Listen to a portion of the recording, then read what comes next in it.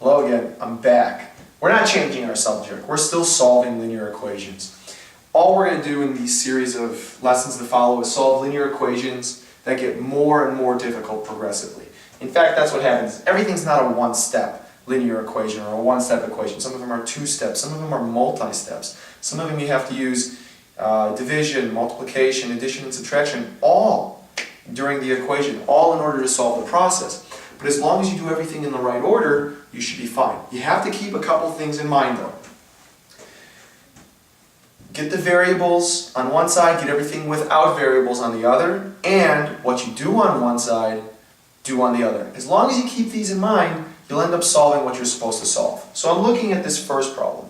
I have 7 times x minus 4 times x equals 21.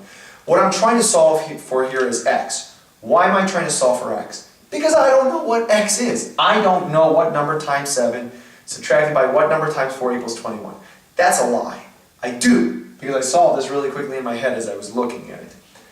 But I wouldn't advise that you just plug in numbers into your head. I would advise that you systematically break it down. So here's how we do it. We have two sides, kind of like a border or a teeter-totter. Take care of everything on one side first, and take care of everything on the other side next. So I'm looking at this side, the left side. Can I take care of 7x subtracted by 4x without moving anything first of all? Can I subtract 4x from 7x? And the answer is, yes I can. 7x men minus 4x men will have you have 3x or 3x men. As you can tell, I probably like the x-men. I've always considered myself like a Wolverine. Anyways, back to what I was going to say. So 7x subtracted by 4x is 3x. I took care of the left side. It equals 21. I didn't have to do anything with the right side. I didn't have to simplify anything yet because I had to take care of this. I had to combine these like terms before I even dealt with anything. Now what a lot of students do, not a lot of students, but some students, they try adding 4x over here and they try adding it and they put 11x equals 21. And I know why they do that, but I'm here to tell you that that's wrong. You're only going to add 4x to both sides if you're trying to move it from one side of the equals to the other side. You're not doing that. They're both on the same side of the equals. Don't be doing any, garbage math. That doesn't make any sense. They're both on the same side. Take care of it. 7x subtracted by 4x is 3x. Well, this is a problem we've already seen before. 3 times x equals 21. How do I get rid of multiplication between a number and a variable? I divide. That's a division sign. But what I do on one side of the equation, I better do on the other side. 3 divided by 3 is actually 1. They don't cancel. It becomes 1. X equals 21 divided by 3 is 7. Now if you don't believe that, check it. Take the time to check it if you're going to do it. 7 times 7 minus 4 times 7 equals 21. 7 times 7 is 49. Subtracted by 4 times 7 is 28. 49 minus 28 is 21. 21 does equal 21.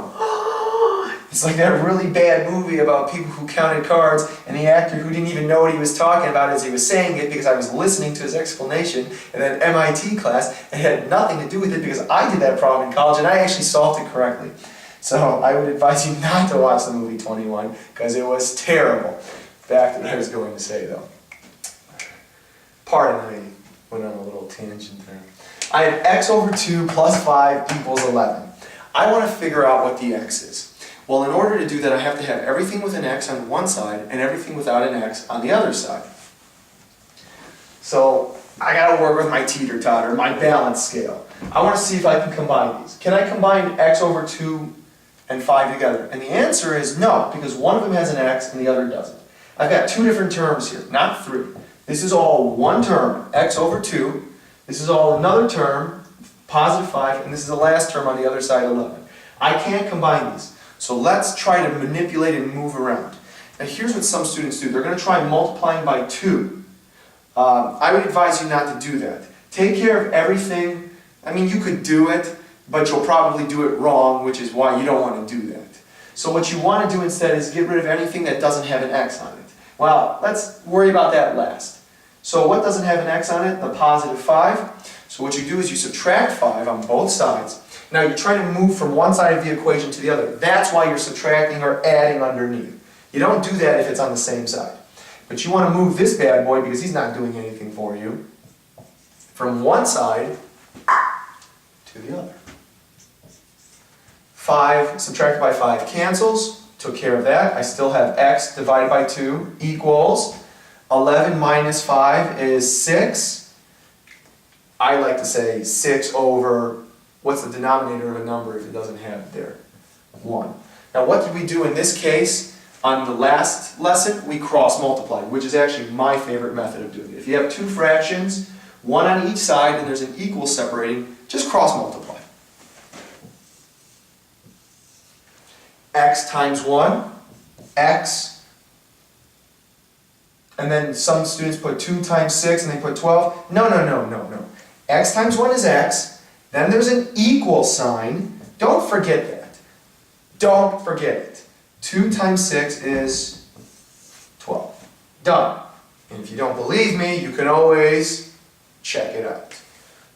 My x is 12 divided by 2 plus 5 equals 11. 12 divided by 2, 6 plus 5.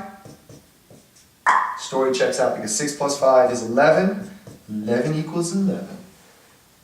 We're going to do some more complicated problems, but we're taking it one step at a time. We're doing single step, two steps, multi-steps, and so on and so forth. So next time you see me, we're going to do some more difficult examples covering the same type of material. But until then, have a good day.